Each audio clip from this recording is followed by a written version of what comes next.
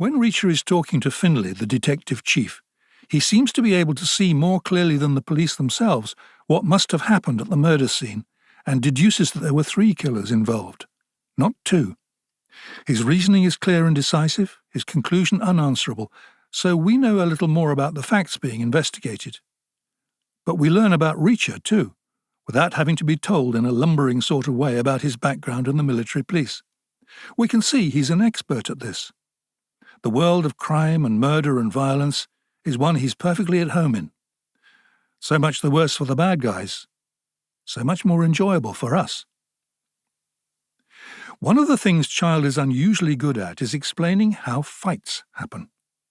When Reacher's thrown into jail early in this story, he faces a challenge from the leader of a group of thugs and immediately cheats, counting to 2 instead of the promised 3, and then headbutting him. The bad guy goes down. Reacher has won the first fight. And this was the point where I really began to relax and enjoy the book, knowing I was in the hands of someone who knew what he was doing, because after the headbutt, Reacher's head hurts. As it would. And he explains, there was no real injury. No flesh there, just skin over solid bone. Not much to injure, and impossible to break. A perfect arch, nature's strongest structure. That's why I avoid hitting anything with my hands. Hands are pretty fragile. All kinds of small bones and tendons in there.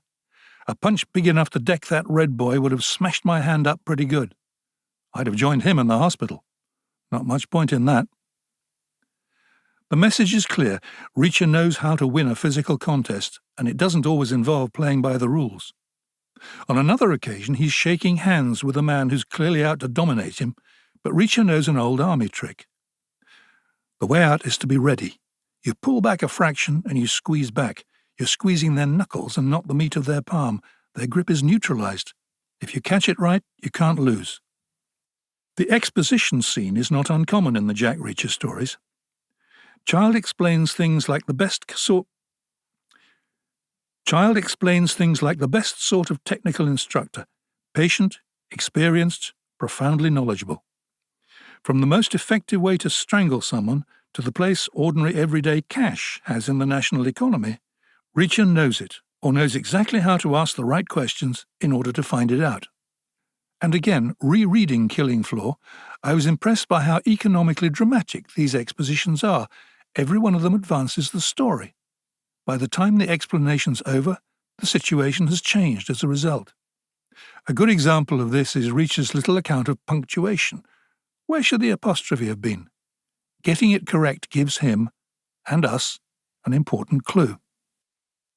One of the most important storytelling skills is timing. I don't mean just knowing how to end a chapter on a cliff edge, though there are some very good examples of that. I mean, among other things, knowing when to drop in little observations or moments of description, the sort of thing that a quiet discord in the musical score of a film might accompany just a fleeting moment of unease. Margrave, the town Reacher has arrived in, is not a rich place. Its prosperous days are long behind it. It's a quiet southern backwater, some distance from the main highways, with no big industry.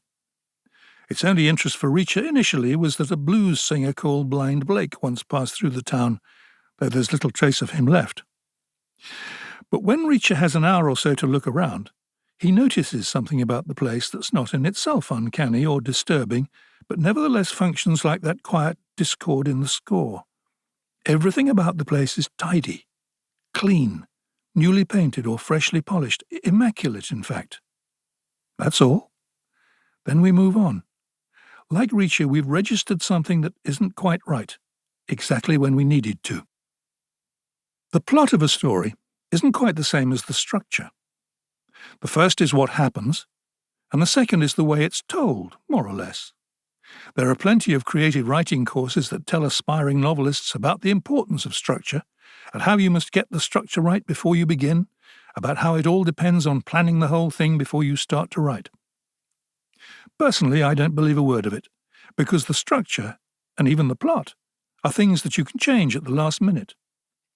If you bind yourself into a framework you made up 6 months ago, how do you deal with that brilliant idea that turns up 3/4 of the way through and changes everything?